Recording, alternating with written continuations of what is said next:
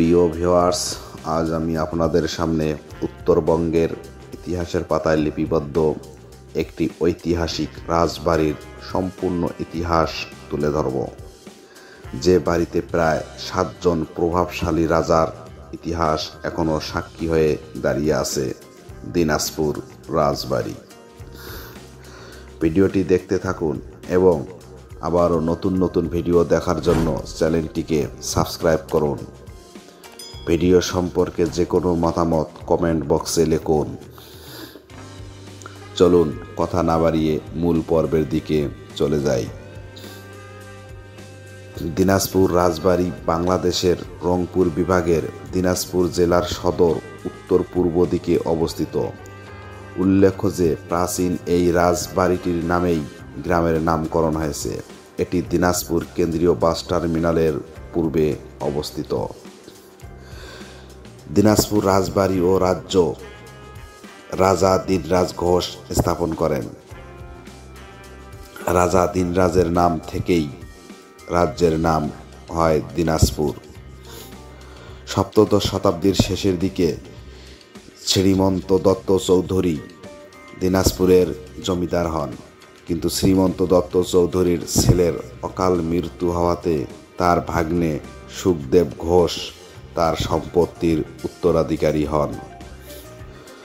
তবে যুগে যুগে অনেক রাজা এই রাজ্যের দায়ভার বহন করে আসেন এবং এক সময় রাজবংশের বিলুপ্তি ঘটে, কিন্তু রাজবাড়িটি অক্ষত অবস্থায় থেকে যায়।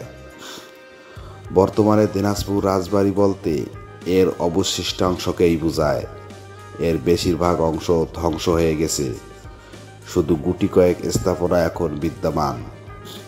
রাজবাড়ির প্রবেশ পথে পশ্চিমমুখী একটি মিনার আকৃতির বিশাল তোরণ আছে।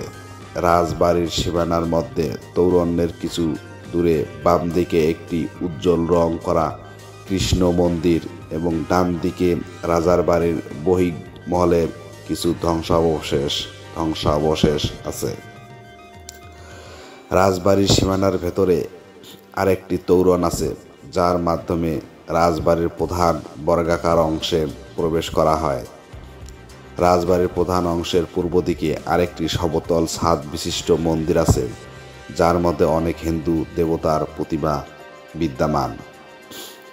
রাজবাড়ি প্রধানত 3টি মহলের সমন্বয়ে গঠিত, যথাক্রমে আয়না মহল, রানী মহল ও ঠাকুরবাড়ি মহল। এর পাশাপাশি আরও কিছু অপ্রধান কিছু স্থাপনা আছে, যা জমিদার পরিবারের বিভিন্ন রাজ্য ও উত্তরাধিকারী কর্তৃক বিভিন্ন সময়ে প্রতিষ্ঠিত।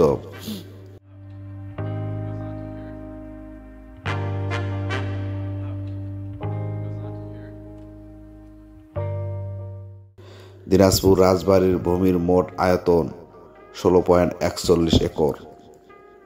এছাড়া রাজবাড়ির মূল অংশে 2টি পুকুর রয়েছে, যার একটি রানীপুকুর নামে পরিচিত, এবং রাজবাড়ির পিছনে আরও 2টি বিশাল আকৃতির পুকুর রয়েছে। বর্তমানে রাজবাড়িটিকে 2টি অংশে ভাগ করা হয়েছে। সামনের অংশ অর্থাৎ মন্দির অংশে প্রতি বছর ধর্মীয় ভাবভঙ্গিমায় কান্তজিও ও দুর্গা পূজা করা হয়। অপর অংশটি অর্থাৎ আয়নামহল ও রানীমহল ধ্বংসপ্রায় অবস্থায় রয়েছে, যেখানে প্রাচীন স্থাপনা শৈলীর ও কারুকার্য এখনও দেখা যায়। লোহার তৈরি কলাম ও বিমগুলো চুরি হয়ে গিয়েছে। পুরনো জায়গাটি বৃহদাকার আম, জাম, লিচু, কাঁঠাল ও অন্যান্য জংলি গাছ দ্বারা আবৃত। এই বিশাল রাজবাড়িটি একটি আকর্ষণীয় ঐতিহাসিক ঐতিহ্য, যা প্রত্নতান্ত্রিক গবেষণা ও ট্যুরিজম স্পট হতে পারে, কিন্তু এটি বাংলাদেশ সরকারের প্রত্নতত্ত্ব বিভাগ কর্তৃক স্বীকৃতি নয়। তাই এই বিশাল স্থাপনাটি অযত্নে অবহেলায় ধ্বংস হয়ে যাচ্ছে। বর্তমানে জনগণ সাধারণত এই স্থানে আবর্জনা ফেলায়। অবিলম্বে স্থাপনাটি সংরক্ষণ না করা হলে এটি কালের গর্ভে বিলীন হয়ে যাবে। প্রিয় ভিউয়ার্স, আমাদের ভিডিওটি ভালো লাগলে আপনাদের বন্ধুদের মাঝে শেয়ার করবেন, লাইক করবেন। আমি মোহাম্মদ সিদ্দিকুল ইসলাম রতন। আজ এখানেই বিদায় নিচ্ছি। আগামীতে আবারও দেখা হবে নতুন কোনো জায়গায়। খোদা হাফেজ।